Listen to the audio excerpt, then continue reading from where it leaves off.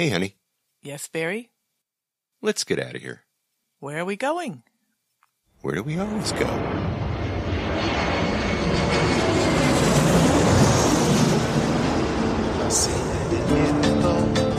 Este ritmo de palmas, sin naturaleza, hasta encontrar la playa.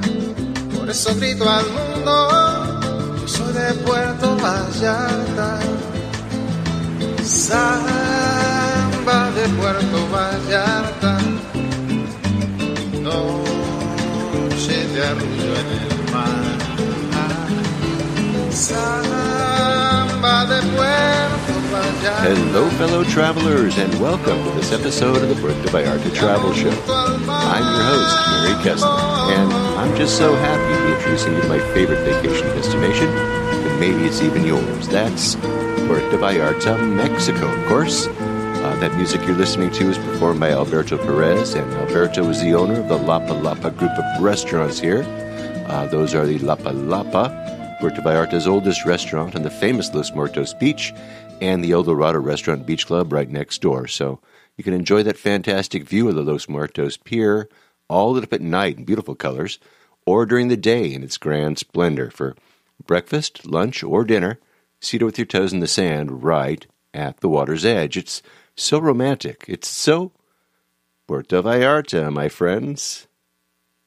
This week we're going to be taking a walk, or a hike, if you will. We're going to be in paradise, of course, and I'm going to introduce you to someone you've already met, actually. His name is Eduardo Nava. Eduardo was on the show talking about chocolates at the Chocolate Museum about a year ago. Now he guides hikes in and around Puerto Vallarta. We're also going to talk to him about the trails around the area and the hikes and even overnight camping that he does with groups. I'll be talking about local hikes that should be on everyone's list. He's still making chocolate. But before we get to all of that, before we get to Eduardo too, let's see what's happening in Puerto Vallarta this week, the 28th of December, 2019. Today is April Fool's Day in Mexico, so whatever you do, don't lend anybody any money, okay? Let me read this article. April Fool's Day is December the 28th. There's no need to wait until April to play a trick on someone. Mexico's equivalent of April Fool's Day is December the 28th.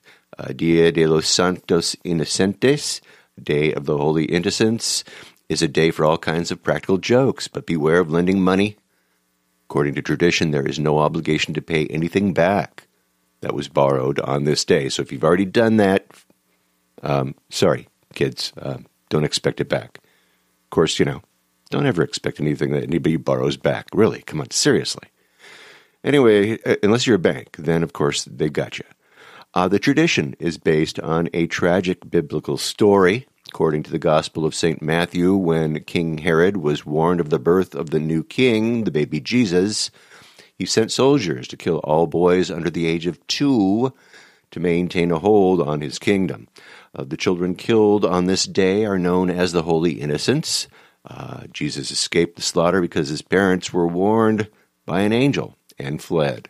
The date is set on December the 28th in part because it is a few days after the celebration of Jesus' birth. But the concept of a trick comes into play because King Herod was fooled into believing that he had eliminated the threat, which he had not. The concept of behaving in a naughty manner dates back to the Middle Ages in Europe, when there was a festival of the crazies between December the 24th and the 31st. A blind eye was turned to many kinds of excess, but the festival got out of hand in Spain, forcing the King Philip II to ban it. The celebration became a day associated with playing tricks and the practice of borrowing something to be returned on Candlemas, February the 2nd. Like other Spanish Catholic observances, this made its way to Mexico and has evolved in its own way. There's a phrase recited to those who have been fooled is Inocente palomita que te dejaste engañar en este día de los inocentes que en nadie debes confiar. Innocent dove, you let yourself be fooled on this day of the innocents when nobody should be trusted. So there you go. This article is in the Mexico News Daily. Its source is El Sol de Mexico. And I have the link to that in the show notes. So be careful today. There is a final total for Sinterklaas, the shoe drive, over there at the Reina's Bar. Let's read from the Banderas News, December 27th. Puerto Vallarta, Jalisco, Mexico. Reina's Bar on the south side of Puerto Vallarta is tackling one of the most visible signs of poverty by giving kids in need new shoes this holiday season. When you give shoes to a child, you give so many other things like hope, dignity, and joy, noted Marcus Van Groningen, owner of the Reina's Bar. Thanks to the bar's caring patrons, over 800 pairs of new shoes were collected during this year's fundraising shoe drive. The shoes will be distributed by Cheryl's Shoebox, a local nonprofit organization. The programs at Cheryl's Shoebox have changed over the years with the underlying foundation of children and education. What started with a few pairs of shoes to neighborhood children has expanded to school supplies, school window repair, as well as providing mattresses for children undergoing cancer treatment, and the list goes on and on. Childhood's supposed to be a magical, carefree time, but kids can suffer excruciating stigma, bullying, and ridicule, all for the lack of decent shoes. Reina's Bar has collected over 1,644 pairs since the campaign started just 2 years ago. So start off 2020 on the right foot by stopping by Reina's Bar at Lazaro Cardenas 361 to learn more about this wonderful program. And there you have it. So way to go, Marco and the Queen's Bar. I have a link to this article in the show notes, as well as the full scoop on Sinterklaas and his special helpers, the Schwarze Pieten, the Black Pete's. Remember, that was last week's podcast episode. If you missed it, then you can just go on back there and listen. But next year, let's see if we can help them get 1,000 pairs of shoes, shall we? Speaking of Cheryl's Shoebox, I got an email from listener Cheryl. This is a different Cheryl, you guys. And here is what she says. She says, loved the interview with Saul. Character, isn't he? We remember after he first opened and we were waiting on a table. When it was our turn, the table broke. He apologized, and we asked if we could bring our own table. Could we eat there? And he said, sure. And we walked about 3 blocks to our condo, and we brought a folding table, and we had a fantastic dinner. His staff brought the table back the next day, and he is quite a guy. I'll send pics of him at Thanksgiving one year. Carry on, she says, and signs it Cheryl. I have pictures in the show notes that Cheryl sent over to me. And anyway, I can't wait to get back and have some of Saul's matzo ball soup. Sounds kind of weird, right? Going to Mexico and getting some matzo ball soup. It's weird. It is weird. Anyway, thank you, Cheryl. Thanks for the email. And we'll see you and Jim in a week or so. New Year celebrations are coming up in Puerto Vallarta. And if you're in town, make sure that you have a place to watch the fireworks, watch the show from. At midnight, the entire bay just lights up with the pyrotechnic delights. And, I just wish that I could be there. But alas, I will not be there. But I will be soon enough, hopefully in a week or so.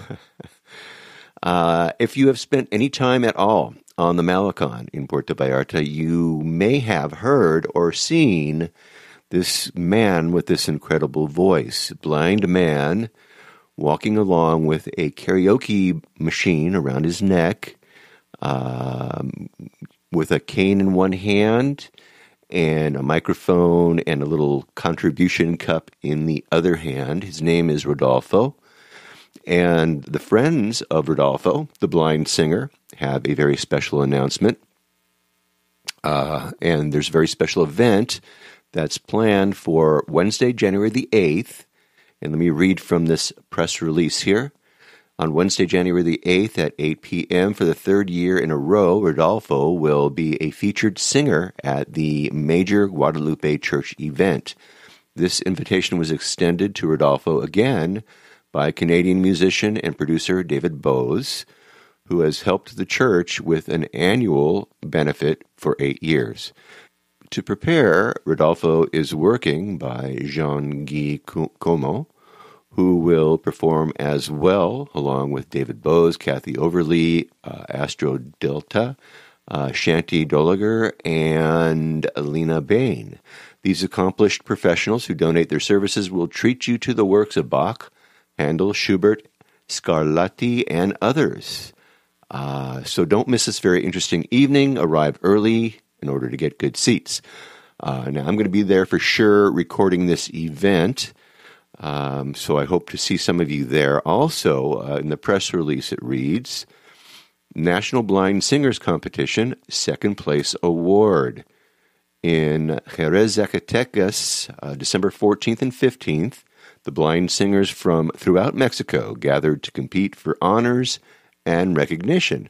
For his impressive work, Rodolfo placed second. First place went to a lady opera singer. How about that? So when you see Rodolfo, congratulate him on his significant accomplishment. Now, for the competition, Rodolfo and his wife Julia had to take an 11-hour overnight bus trip, and then on their return, traffic extended their time on the bus to 14 hours. Wow. In addition to the satisfaction that came with Rodolfo's successes, both said that they had a wonderful time with fellow performers and friends. Now, Rodolfo has a website, and I have a link to it in the show notes. And so make sure that you go to it there. You can actually hire Rodolfo for parties, if you're having a party or an event. And actually, in a few weeks, I'm going to have Rodolfo on the show. And we're going to talk about how you can do just that. So, stay tuned for that. And by the way, if you go to his website, you can also read how you can hire Rodolfo. So stay tuned for that. It's going to be in Spanish because Rodolfo doesn't speak English, but I will translate over it. Maybe I'll have a translator on board, and that's going to be a great episode. I'm going to tell you that right now. And by the way, you can catch Rodolfo during the high season. That's right now, of course, every Sunday night from January the 5th until March the 28th, from 6 o'clock until 9 o'clock over at Coco Tropical. And then he's over at our friends over at Barrio Bistro, Memo's place. Every Wednesday night, he's going to be there from 6:30 until 9 o'clock, and that will begin January the 15th, and his run will last until March the 25th. So go to Barrio Bistro. You can see you can see and listen to some wonderful music, drink some great raicilla, and have a lovely meal over at Barrio Bistro. So way to go, Rodolfo. Anyway, I can't wait to introduce him to all of you. It's going to be a great one, like I said.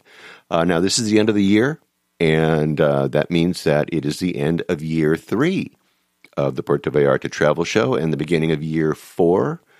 And I want to thank everybody for listening and for all of your emails, for making it a lot of fun for me to bring this show to you. It's been quite an experience, and it's been so much fun meeting so many of you people in Vallarta and meeting all of the great people that live there and that have shared their experiences with all of us.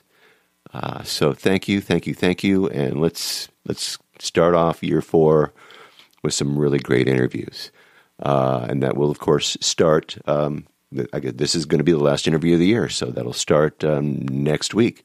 I'm going to have one more interview, one more show next week, and then we will go over to Puerto Vallarta, spend 10 days there collecting some great interviews, and we will have 1 week where we will not have a podcast, and then we will start right back up again. And so again, thanks for listening. There's good news for Mexican workers. The minimum wage has been raised. There's an article here from Puerto Vallarta Daily News. It reads, Mexico raised its national minimum wage 20% on Monday, but it still doesn't amount to even $1 an hour. That's a boost from, 120.68 peso minimum wage prevailing this year. While the increase is well above the 3% annual inflation rate, it's barely enough to keep one person over the poverty line, even though Mexico's constitution says that it should be enough to support a worker and his family. The minimum wage in a narrow stretch of territory along the border with the United States is actually higher than the rest of the country due to higher living costs. Starting next year, the border minimum will rise about 5% to $9.75 a day.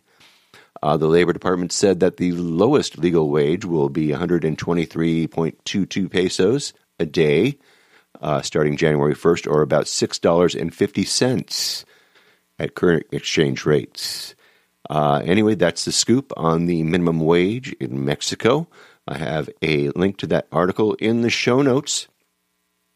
So you have that there. Let's get going. Let's get to the subject of hiking in Puerto Vallarta.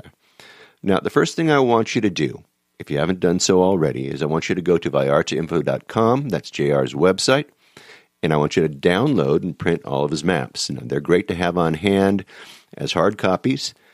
Keep them in your backpack or, in your hand as you wander around town. Now, next, before you come to Puerto Vallarta, you need to download Google Maps. Download the offline version to your cell phone. Make sure that you download it while you're at home using your Wi-Fi because it uses a lot of data. If you have an Android device as a phone, you can add an SD card, for example, for a little extra data if you need it, and that will serve you well if you do need that space.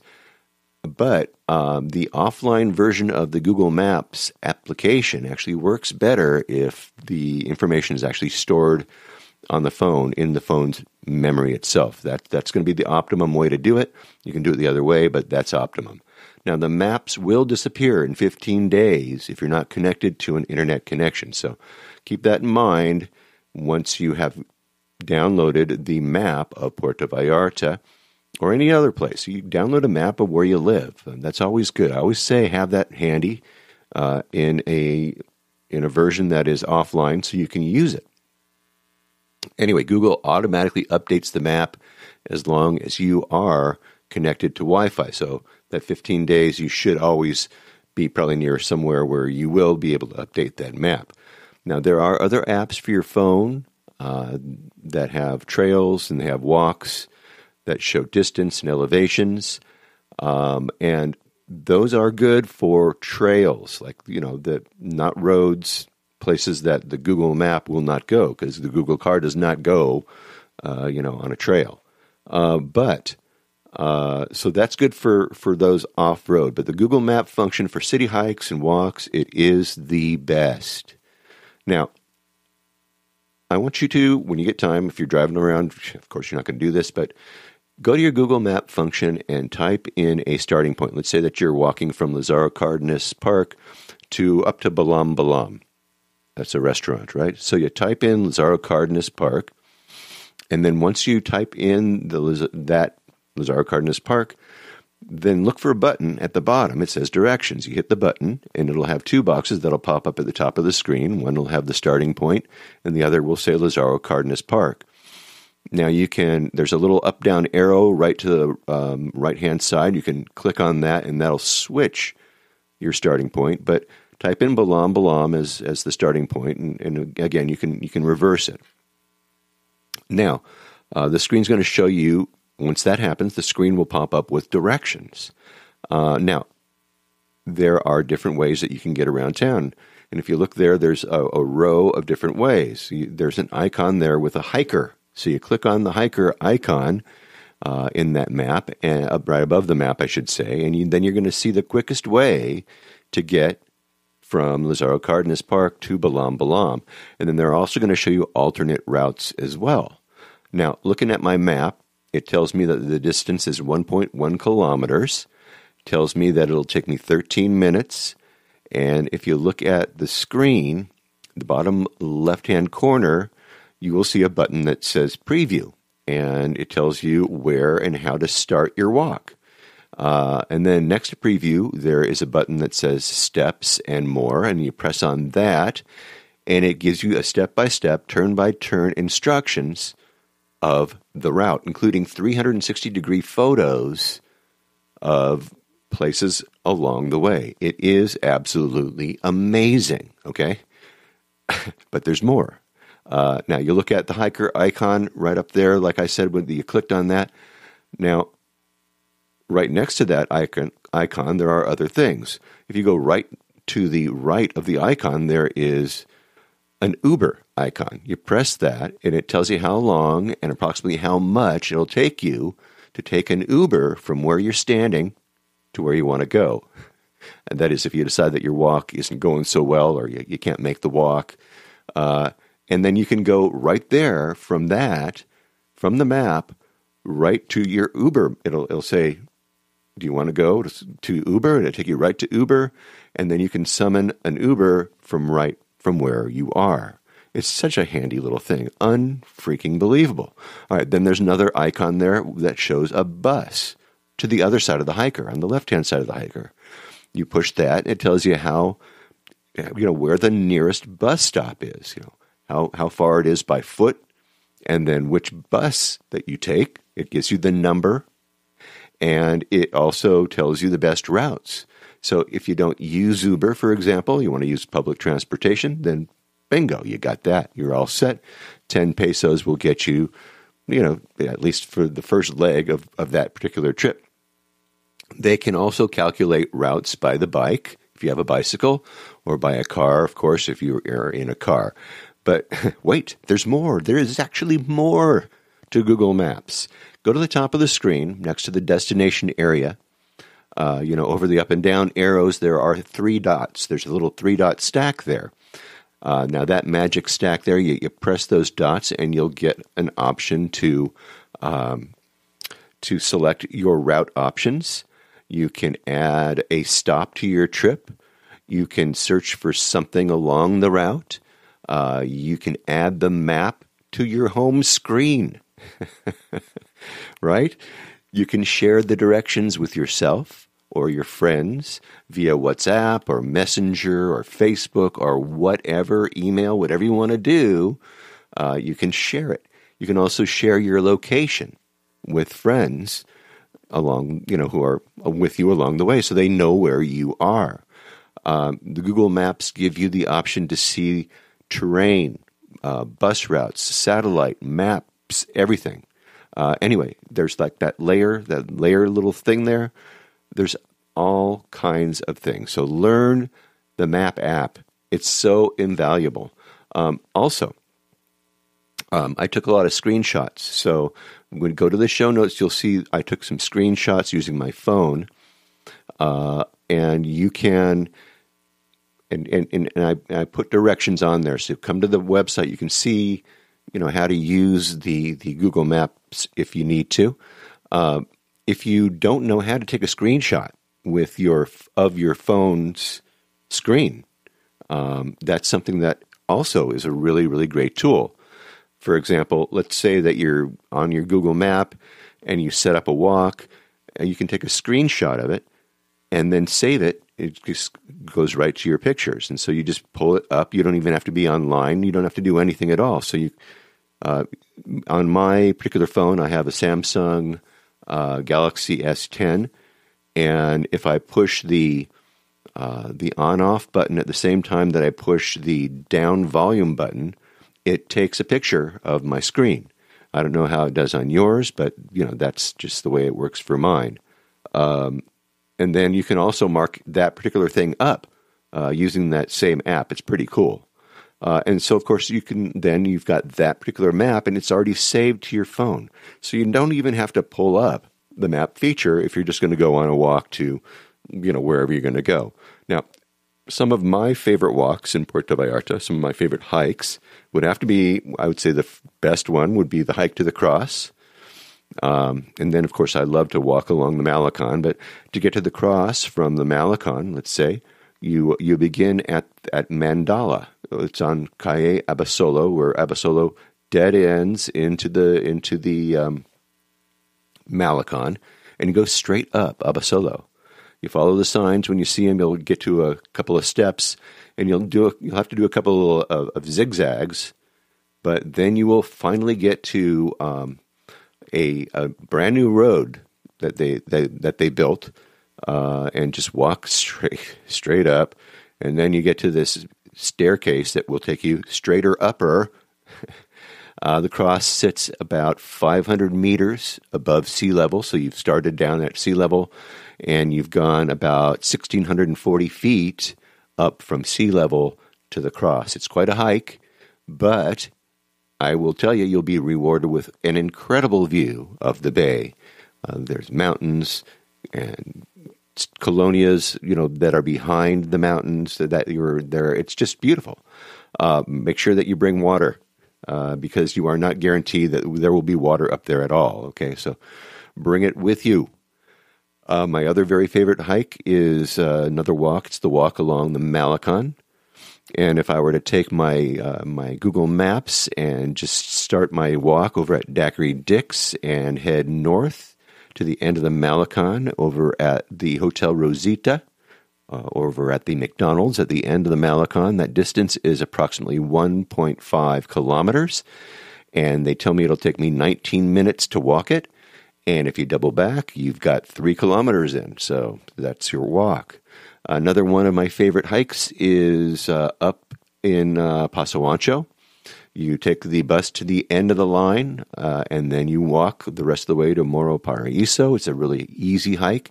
It's flat. It's a good gravel road. It's right along the Rio Quale. It's beautiful. It's in a butterfly sanctuary.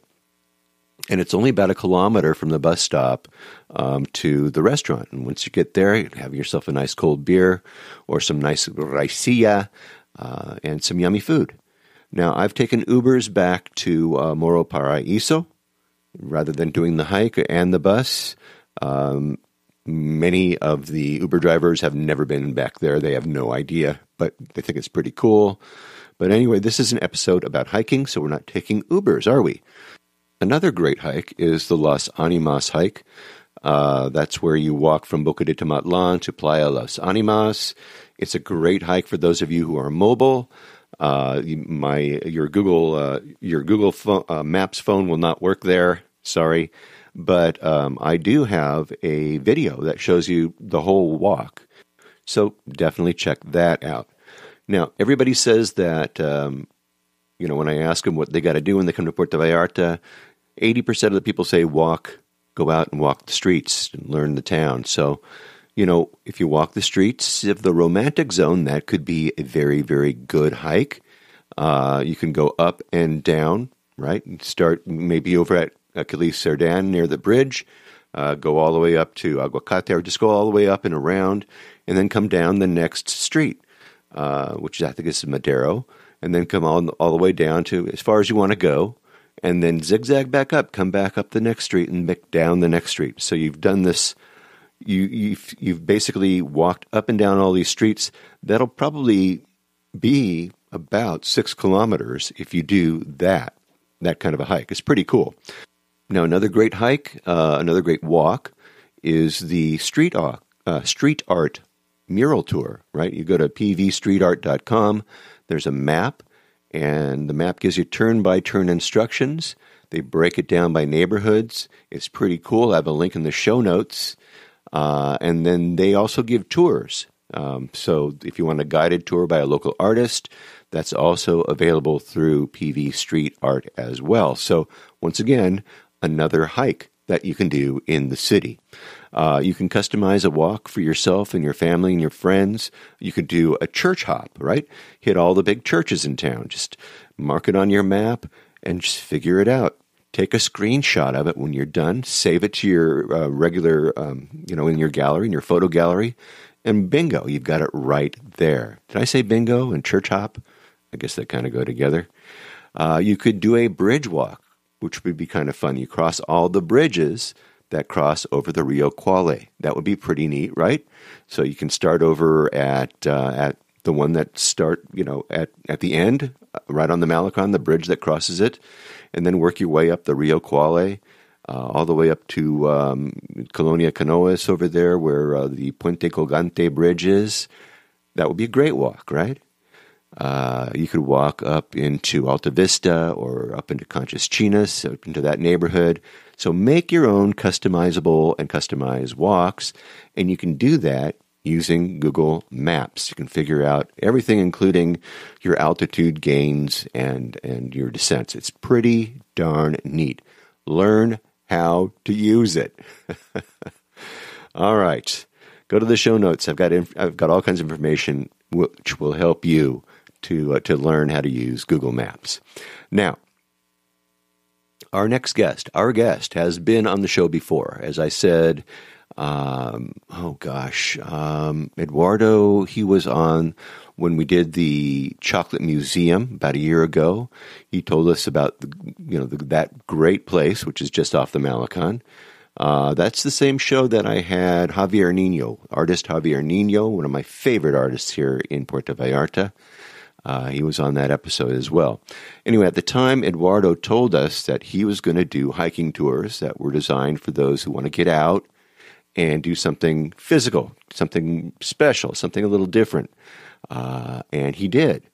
And his tours are called Aventuras Quetzal. Quetzal is a bird. Anyway, I liked that idea when he talked about it, and I really like it now. We've talked a little bit about Eduardo as things have come along. He's had a couple of walks and hikes that we talked about. But anyway, he invited me up to lunch at his place. He lives in the neighborhood just above the church over in El Cerro. And we talked about what's happening around town. Some of those things we'll be talking about on later episodes because he's got some great info. But finally, we got down to the subject of hiking and taking in the nature and all the beauty that is here on the Bahia de Banderas. And not only just taking it in, but in a little different way, a little more unusual way than what we have done in the past, by foot, and maybe with a pack on our back, and maybe a bedroll and a tent, right? So let's go now. Let's go and get to it. Let's talk with Eduardo Nava of Aventuras Quetzal about commuting with nature in paradise, hiking and camping in Puerto Vallarta, Mexico. Eduardo, thanks for coming on the show again. No, thanks for having me back on your show. Tell us a little bit about what you're up to. Yeah, so actually, the first time we met, I was actually I was talking to you about my initiative plans with the camping tours, and I know I was actually starting more with just 30-minute to 45, maybe an hour hikes, but now I actually have finally done a few overnight stays. Did a yoga retreat a few months ago, so now I'm going to actually start working more with overnight camping. And really the big purpose here is really to start a community. My biggest surprise with such a huge mountain range is not to have a hikers or climbers community. You also don't see a lot of stores that are dedicated to selling outdoor gear and stuff like that. So I would also love to start working with at least one store that I do know that's here in Puerto Vallarta, which is Marce, Mexico. To also just start promoting it and letting people know that there is way to access gear to actually take yourself out into the mountain. Because I know it also can be very intimidating for new comers, whether visitors or even people that stay here to really go out into these mountains. So I'm trying to work with both places to really start bringing more of this attention to Puerto Vallarta. Okay, so when you say gear, you're talking about like backpacks and like sleeping bags. What are you referring to?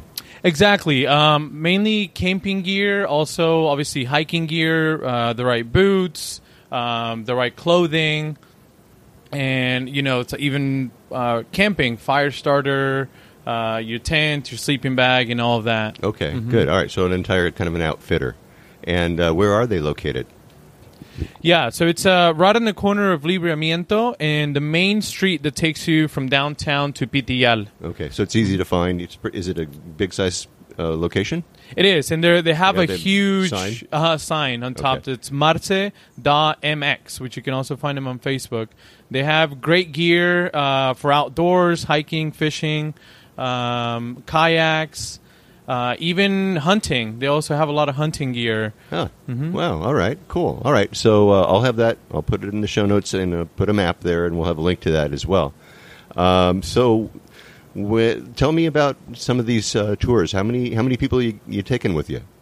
So in this last yoga retreat that we did, which was 2 days and one night, we took 15 people. Whoa!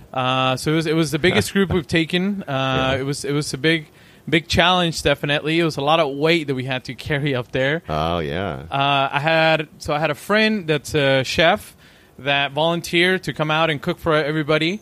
Got a friend that does she's a yoga instructor, so she offered to offer a few yoga classes up there, and this was all voluntary actually. We did a pay what you want, so it was everybody.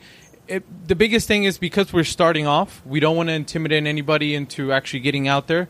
We're more than anything, we're really trying to get people to know about it. We know eventually it'll take off and, the demand will be there. But for now, it's more of us kind of putting in the work and really to get, people to understand there's a lot more to do than walk the Malecon. And, this last tour with 15 people, it was amazing. We're actually all still in a group text that's called Portobello Mushroom Goat Hikers. It's you kind of have to be there to really understand the name. Okay. Got it. But it's awesome, just the kind of friendships, people from all over the world. Literally, we had, and it was really amazing to be able to share this experience with somebody. And you're in a position where money or jobs, nothing really matters up there anymore. Really, the only thing that matters is what you have to speak, how you listen. So it's really just kind of you really get to understand somebody at a very, very deeper level. So if you click with them up there, more than likely, you got to understand that you can probably click down here because, a lot of the relationships, not in the mountain, are really for our own benefit. There's some connections that we have. Some people can get us somewhere. So out there, you really get to see a very authentic part of people. And that's really why I love to share this, because I really like to connect with people. I mean, this is why I appreciate so much what you do, because I see your interest in wanting to really hear somebody and get to know that part of somebody, opposed to just kind of what you can read online or this and this. And you make, when I want to look up restaurants and stuff, I most definitely listen to your podcast because I know that's a more genuine perspective of things. So, just the authenticity of camping is really what we're trying to promote, and hopefully, we can get bigger groups and all. Yeah. So, give us an idea of what that trip looks like. Where do you start? When do you start? And where do you go? Okay. Yeah. So this last trip that we did, we started out Saturday morning. We met up at 10 o'clock in the morning in Mismaloya. We then carpooled to the Eden, and from the Eden, the hike started. So we hiked up for about about 4 hours. We hiked up to the hilltop. From there, we started setting up a camp, and then from there, I took a group that still had enough energy to hike up down to the waterfalls of Mismaloya, which are actually the tallest waterfalls of the entire bay. Most of them are over 25 meters. There's 4 waterfalls down there, huge pools of water. It's seriously, I consider it to be the heart of Puerto Vallarta. It's a very, very magical place, simply because just of how much effort it really takes to get up there. Like I said, the majority of people didn't go down there. I did have a pregnant woman that actually got to the very end of the trail, which is at the waterfalls, which is very, very crazy. Wow. All right. It's going to be a tough baby. It is, and she was just born about a month ago. She sent everyone pictures of her hiking with the baby. So it's really good, cool to see that. How cool is that? Yeah. All right, so you set up the camp. Is it an overnight? Is it 2-night? What is it? Okay, yeah. So this one specifically was an overnight. So during the hike, we stopped before we got to the hilltop. We had some fruit, some nuts, just a few snacks. We continued on the hike. Once we got to the hilltop, we all set up camp. The people that went down to the waterfall eventually got back, and then we started cooking lunch. Lunch was a hummus done by the chef, was guacamole, in a molcajete. We carried a 5-pound huge molcajete up there, yeah. We had other different snacks, and then we proceeded on to a yoga class, which is on the very hilltop that looks out into the entire mountain range of the Sierra Madre and into the ocean, which is a very beautiful view. We actually started that close to sunset, just to kind of ease ourselves into the night. Sometimes a lot of people get very uncomfortable camping at night because of the darkness and the sounds that might happen up there. So we did that, and then we had dinner, which was portobello mushroom, stuffed cheese portobello mushrooms with, what else was it? It was all vegetarian. Being a yoga retreat, we try to keep it where everybody felt light as much as possible. It was that purpose specifically. I had a friend, actually, I also forgot to mention this, Tercera Peño, which is a musician that plays a lot of El Campanario. Yeah, sure. Had him come out and brought his guitar, brought his harmonica, and played a bunch of tunes till about 12 o'clock, till everybody was just ready to go to sleep. And so it was very, very, very magical. I think that point right there was when I knew that everybody was going to stay connected afterwards. So, we wrapped up the night. Everybody went to sleep, or at least tried to go to sleep. Right.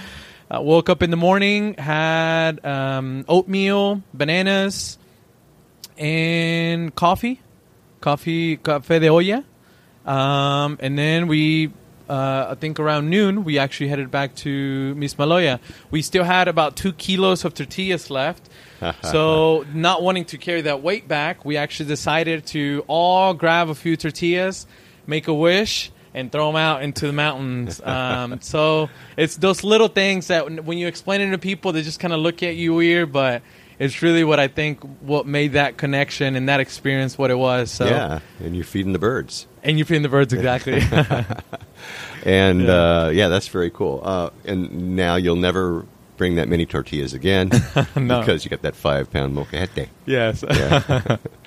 All right, so that was quite an experience. Now, other hikes you've done without the yoga, right? Mm-hmm. Have you done multiple night hikes as well? Yeah, the majority. And so the yoga hike overnight camp was really to really get people. I know that when it comes to camping and hiking, it's tied to a lot of spirituality. So I was really trying to get people's attention. So I know that yoga is a big thing, especially here in Puerto Vallarta. It's an industry that's really growing. So I knew that there would be an easy way to kind of connect both of those things. Sure. And the other thing, too, is just hiking up a mountain puts you in a meditation state of mind where anything that you do is going to have a very positive effect on you. So yoga was just something very easy for me to attach to.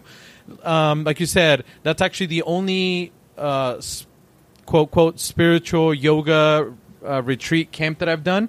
All the hikes and camps that we do are 1 to 2 days. The majority are in the south part of the mountains. And they can obviously vary also just hourly if people don't want to do overnight or multiple days hike. We actually have one planned for November 16th to the 19th. It's a 3 days, 2 nights, and it's a hike from El Tuito down to Yelapa. Wow. A lot of it comes down the actual road, the dirt road that connects to Yelapa that a lot of people sometimes aren't aware about.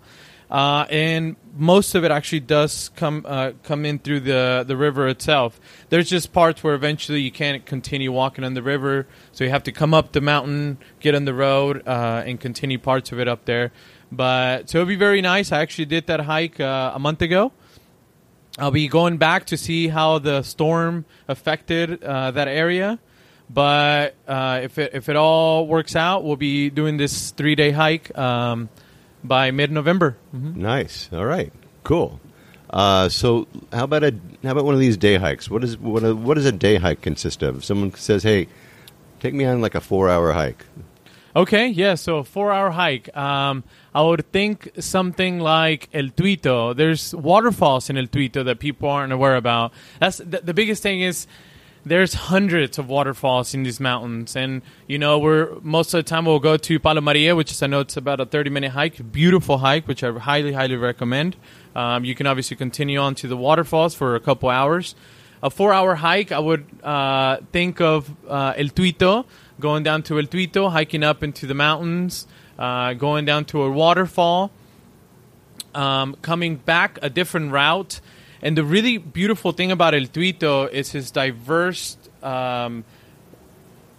diversity of type of mountains. So it has anything from pines, you can run to really fresh atmospheres, fresh air, to more dense vegetation that gets more tropical.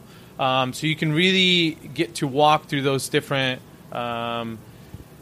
mini ecosystems in these mountain ranges, which you can actually even do at closer mountain ranges, like even in Mismaloya too. When we do that hike, we go through a section where it's full of bamboo, another section where it's full of pines, and you get that smell of the pine residue and the pine needles. You also come down to the bottom, and it's very tropical. There's oranges, there's mangoes, there's plums. There's all types of tropical fruits down there. So that's a really cool thing about Puerto Vallarta's mountain range, that it's a huge diversity. And I know you traveling a lot, even down to El Tuito, really get to experience even, within a couple kilometers of ear popping, because, we live in sea level. So just going up a few 100 feet, you can really feel that difference, and everything really changes. Yeah. All right, good. El Tuito's a good little hiking spot, that's for sure. Are there any hiking spots that you would suggest close to town? Now, you were saying something about the that waterfall. Is that the one you're talking about behind the Garza Blanca? Yes, Palo Maria. Yeah. Mm-hmm. Tell us about Palo Maria. Yes, Palo Maria is a really easy hike anybody can access. You simply take a orange bus that takes you to Mismaloya or Boca de Tomatlan as its final destination. You get off at Garza Blanca, which is actually about halfway to Mismaloya, and you hike upstream up the river. You'll eventually reach the first waterfall, which is a very, very nice pool that has about a 2.5 to 3 meter pool, so there's really good swimming there. Good cliff jumping too. It's a lot of fun. And the hike itself is really cool because the majority of the time you're walking in between a canyon, so you really get to be immersed into Puerto Vallarta's nature, which is really nice. After the first one, if you can manage to go up a cable, a metal cable, if you're brave enough to do something like that, well, then you reach the second one, which is a really nice paradise. The second beach has a nice, the second waterfall has a nice beach in it, so you can go out there and relax. There's most of the time you'll probably be the only person there, and then from there on, there's actually people count normally about 12 to 13 waterfalls, depending on the season, obviously. Keep in mind, this is water falling, so it's not cascades, huge things. But you will run into a lot of them. It's a very, very fun hike. More experienced hikers can definitely do something like that with the right guide. Just because there's parts that can become very dangerous if you don't know where you're walking. Eventually, after an hour and a half, you'll reach a wall, which then the only way to get over this wall is to actually climb over the wall, having the right gear. There actually is a rope there. I do not recommend people going up that rope. you would have to be very, very sure of your strength to get you to the other side. I don't recommend that, but that is also available there. And that is actually another tour that I do. And I do this tour with somebody else that actually is certified in rappel and climbing. So he does bring out gear like that for more adventure walks like that. Right. But it is an awesome... Because, climbing a rope like that, you do need special gear like raicilla. Yes, most definitely for the confidence, yes. I'm sorry, I interrupted. You were going to say something. Maybe I interrupted you too much. I don't know. No.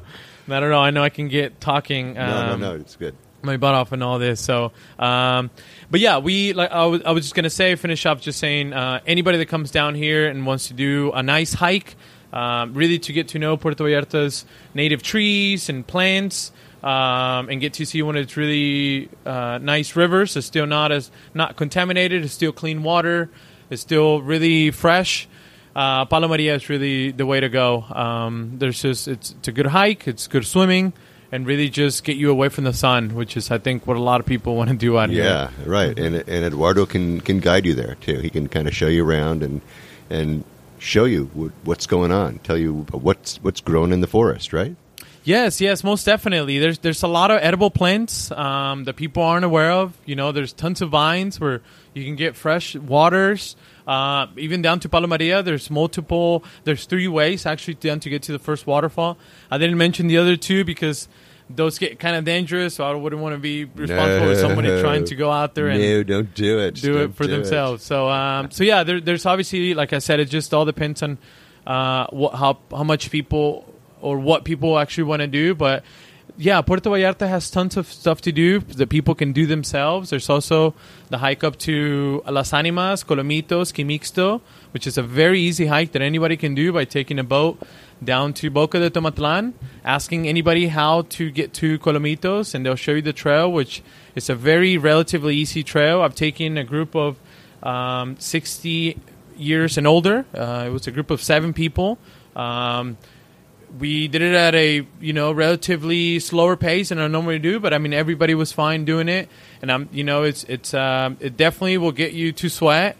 Definitely will be a little challenge, but it's definitely doable for anybody that wants to get out and really tune in with this jungle that we have next to us. Okay, so this jungle that we have next to us also has some creatures in it that we don't want to meet. So what do you do to avoid, like, special bugs that are out there, insects that might be, looking for us? I don't know, serpents, things like that. What do you got? Yes. Actually, El Tuito is a place where I found the most, where I've ran into the most snakes.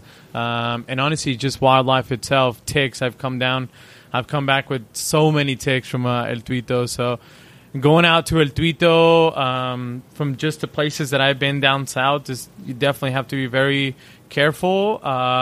Really, there's great books out there about the animals here in Puerto Vallarta. There's one specifically that I'll show you, which you can put up in your website.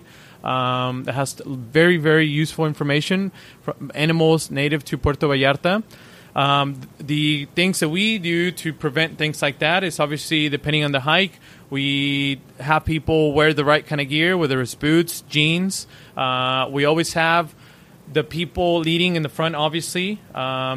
We've run into situations where, actually it was in El Tuito specifically, where there was this rock, and it had to have thousands. I would have probably calculated 15,000 spiders, long legs, and eventually when they saw us, they actually all started creating a chain that would actually bring them down, and it looked just like the most horrifying thing.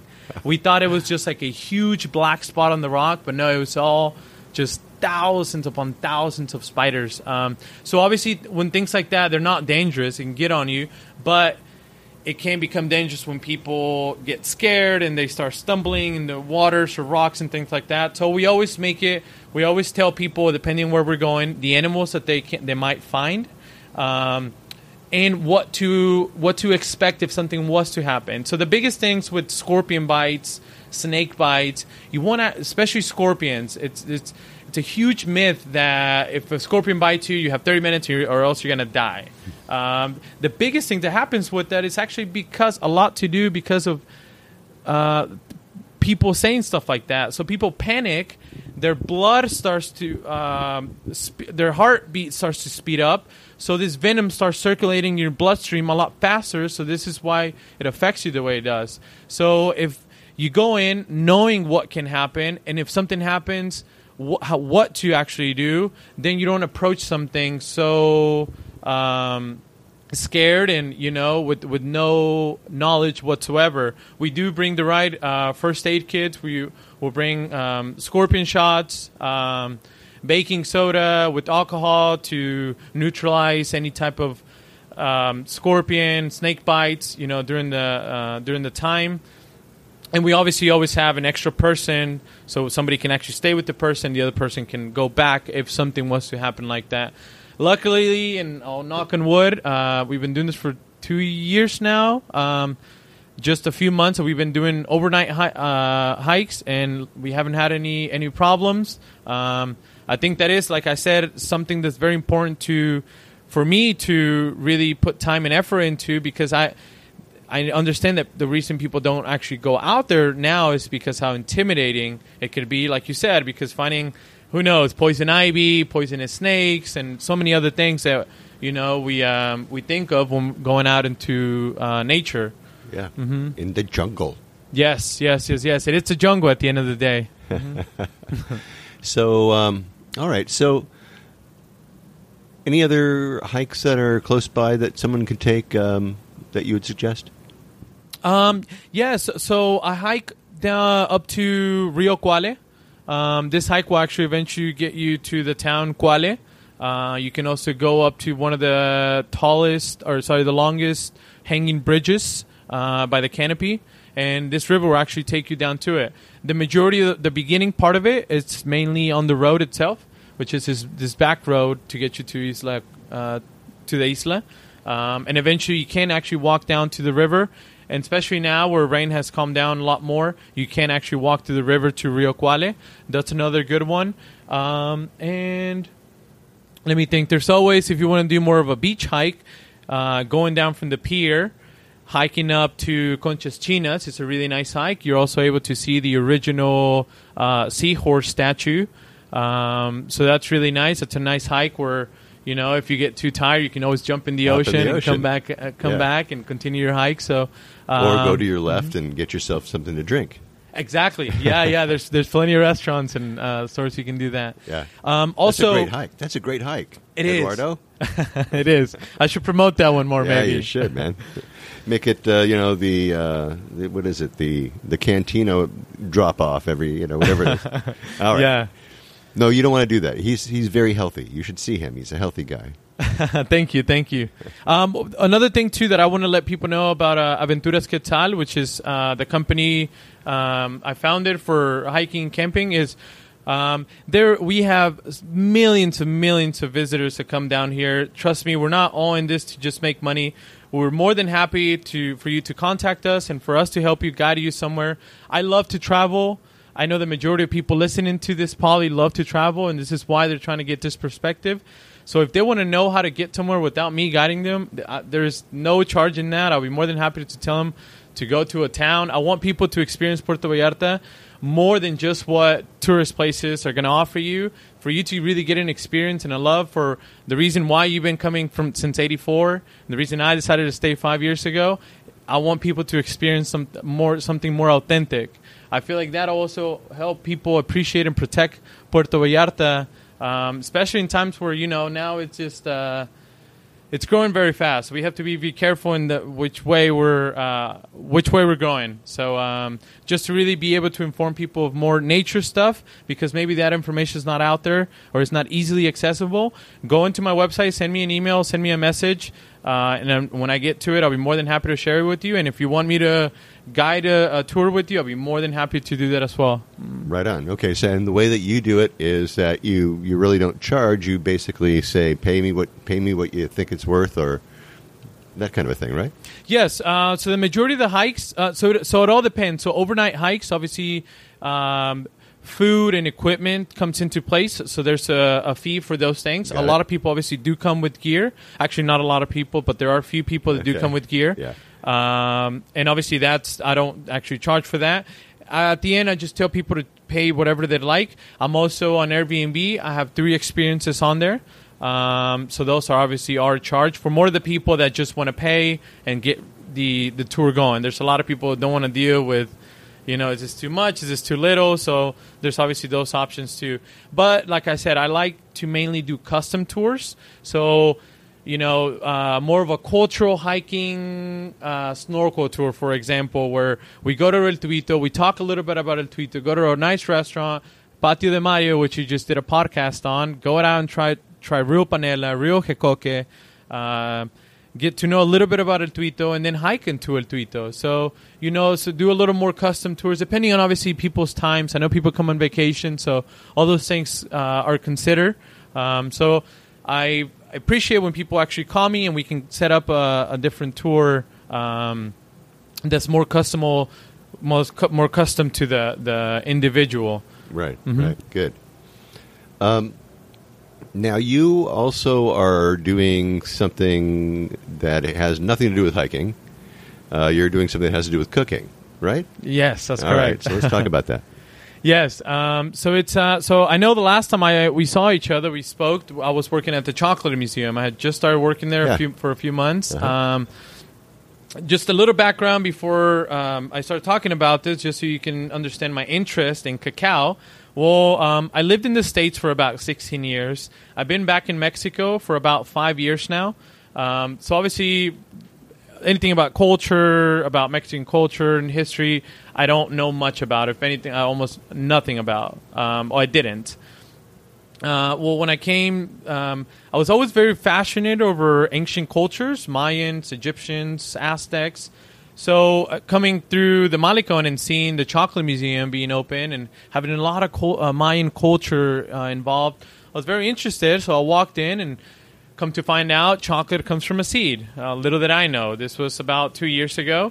So, of course, I applied. I was actually going to Oaxaca at that time. So the owners actually were very nice to me and they actually waited for me to come back. And they saved me the position. So I started working at the Chocolate Museum. This is actually when I met you. And I started taking a lot of interest in cacao. Well, one of the things that really got me into cacao was that it took me to history. Well, cacao, now that I've studied it, dates back to more than 5,000 years.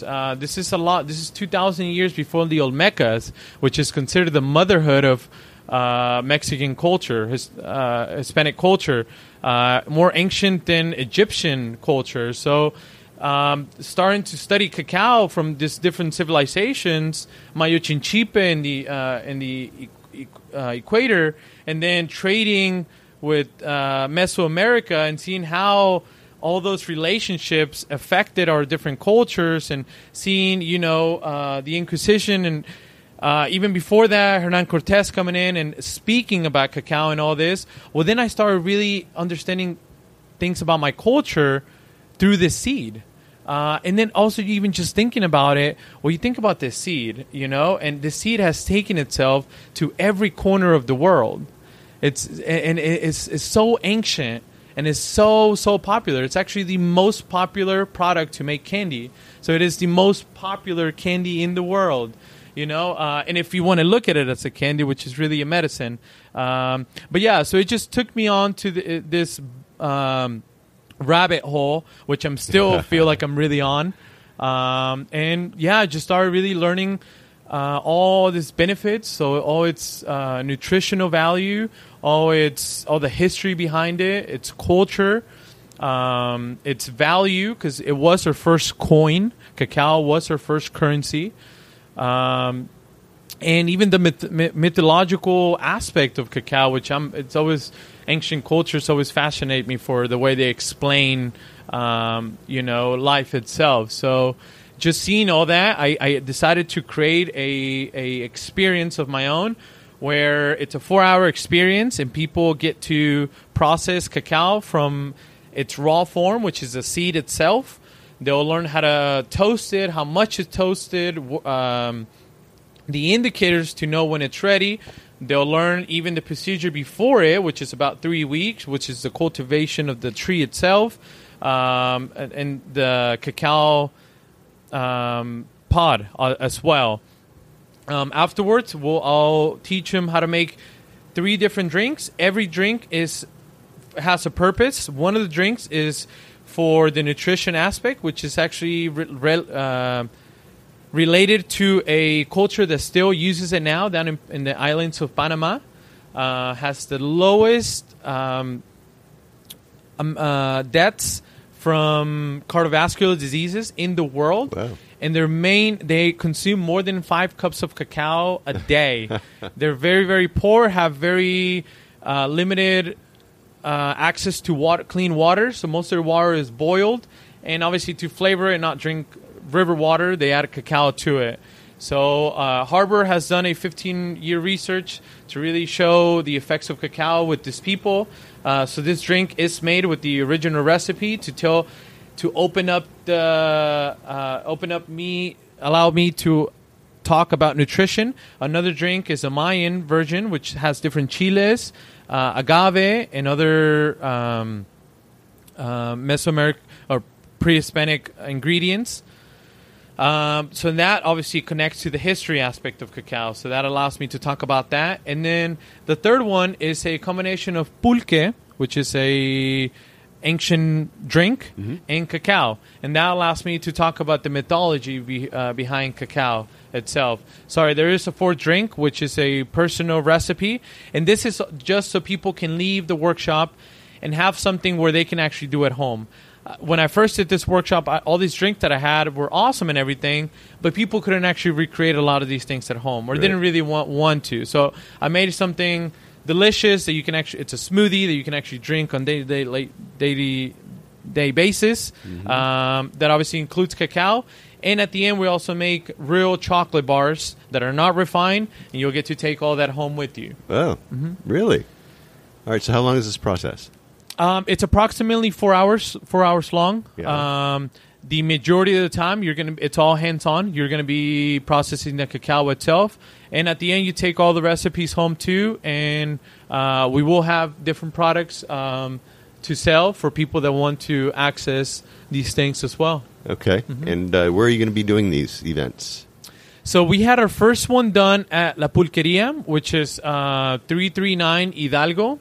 It's really close to the main church of Guadalupe.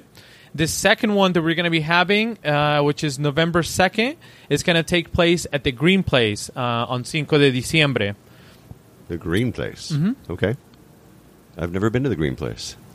Yes, highly, highly recommended. It's mainly all vegetarian, a lot of vegan foods. Has become my girlfriend and I's favorite restaurant now, actually, to eat. So I'm very happy to be able to work with Sahara in this project. I believe in everything that she has in her place, as far as she only buys from locals. She has a lot of stuff that you can also buy that's not just a restaurant. So she has toothpaste, marmalades, different cacao products, has yogurts, has lotions, has a whole different cosmetic section that you can buy that's all local and organic. So it's a really cool spot to check out. I'm excited to do this tour on November 2nd because that's Dia de los Muertos, Day of the Dead. So we'll be combining that with, obviously, Day of the Dead breath, Pan de Muertos. So just, obviously, I don't think there's anything better to combine chocolate with than, a nice sweet bread. A cookie. Yeah, or a cookie. Yeah. All right. Wow, you've been really busy. So, and anything else other than that you would like to share with us? Anything else coming up? So the hiking, the adventure tours, I'm starting to associate actually just started working 2 weeks ago with 2 other people. One of these guys, he's actually certified scuba diver, also certified rappel. So we're going to start adding more things onto our adventures. So we want to start obviously adding rappel down in the mountains and more. So we also have a free scuba diving, which is not cost free, but you don't actually have a tank. You actually have a It's like a mask and a snorkel and fins, right? Oh, it's actually a tube that's connected to an oxygen tank, and you actually come down. So you don't actually have to be scuba certified. Okay. Mm-hmm. You can actually do this without no certification, and this is taking place right now at the pier. So the pier already. Well, all we do is bring the actual oxygen tank. We have the permission to actually bring all the equipment, and you get to go down about 25 meters. And just scuba and see what's what's going on down there. Exactly. All right. Well, so you're doing you're expanding that base, and so basically, it's adventures, right? What's the name again? It's Aventuras Quetzal, and that's how you can find us actually on Facebook. You'll see a bird, which is actually the Quetzal. Has the Mexican colors. It's green, white, and red. And yeah, you can go on the website and Facebook and have lots of information on there, tons of pictures and contact, most importantly, so to do all these things. Excellent. Okay, well, I'm going to have in the show notes, of course, I'm going to have another picture of Eduardo because he's gotten much older now that it's been a year and a half since I interviewed him, I think. But no, he's a handsome guy.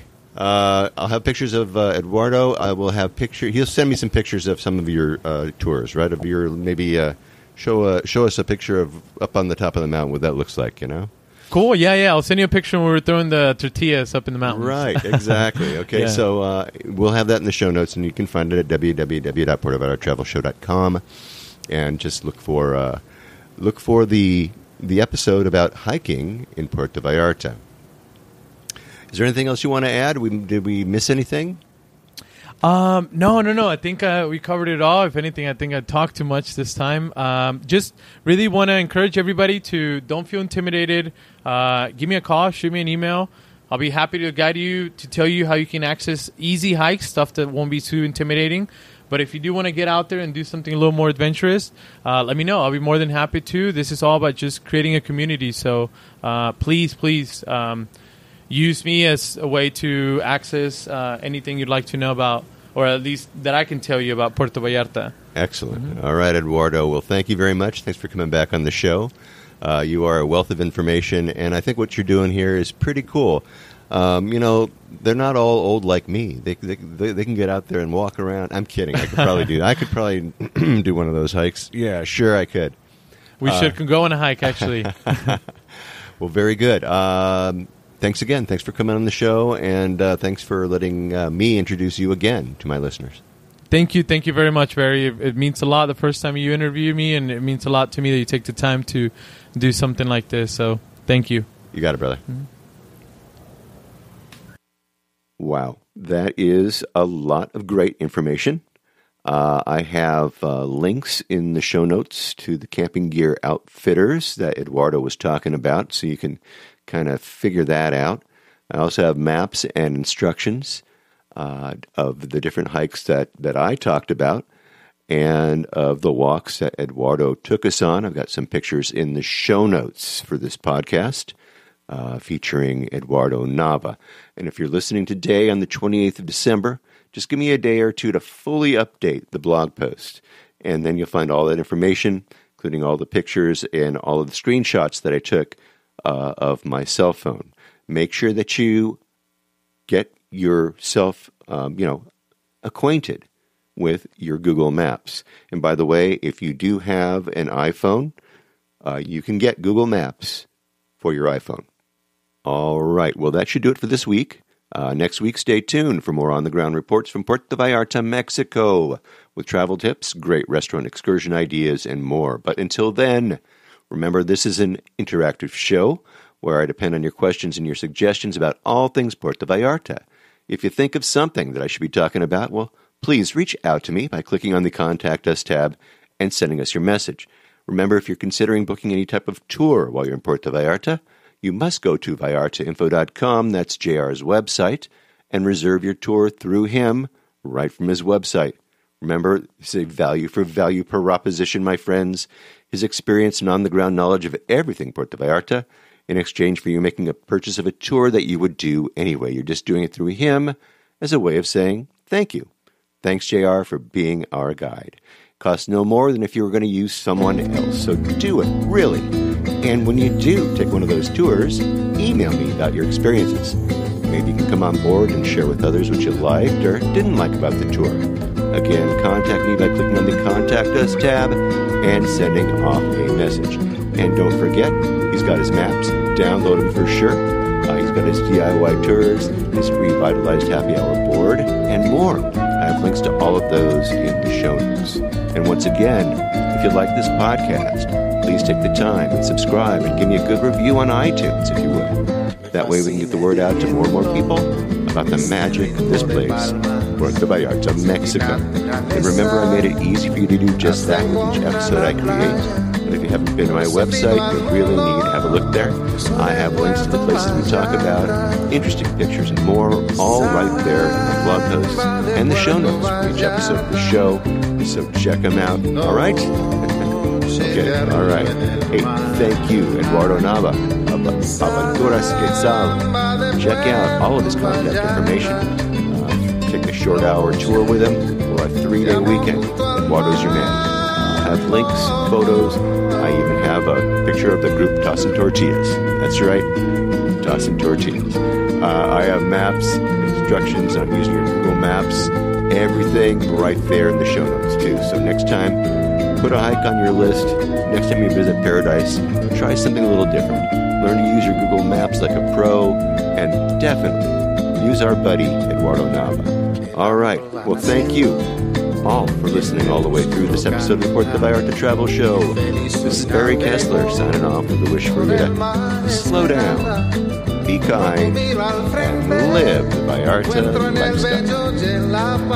Nos vemos, amigos. De Puerto Vallarta, noche de arrullo en el mar. Samba de Puerto Vallarta, noche de amor junto al mar.